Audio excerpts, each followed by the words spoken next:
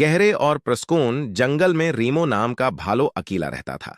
इसका घर मजबूत था, मगर इसके दिल में अकेलापन बैठा था। वो चाहता था कि कोई इससे बात करे, हमसे साथ चले। एक दिन वो दिल बहलाने के लिए जंगल में सरख फल तोड़ने गया।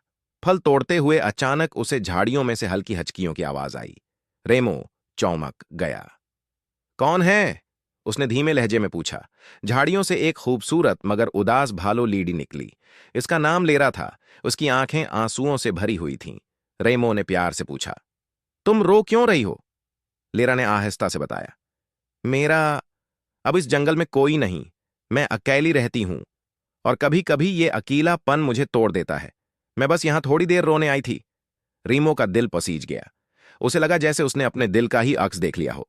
रीमो ने नरमी से कहा, लेरा, तुम अकेली क्यों रहो? मेरा भी कोई नहीं। अगर चाहो तो मेरे साथ चलो। हम दोनों मिलकर अपना जंगल, अपनी हंसी, अपनी दुनिया बना सकते हैं। लेरा हैरान रह गई। उसने कभी सोचा भी नहीं था कि कोई उसे अपने साथ रहने के लिए यूं प्यार से कहेगा। रीमो ने मजीद कहा, मैं तुम्हें खुश रखूंगा, तुम्हें कभी रोने नहीं दूंगा। अकेलापन दोनों का मिलकर दूर हो जाएगा। लेरा की आंखों से आंसू तो बह रहे थे, मगर अब वो गम के नहीं, खुशी के थे। वो मुस्कुराकर बोली, रीमो, मैं तुम्हारे साथ चलूंगी। और इसी लम्हे दोनों के अकेले दिलों ने एक नया सफर शुरू किया। जंगल में हंसी, दोस्ती और मोहब्बत का सफर।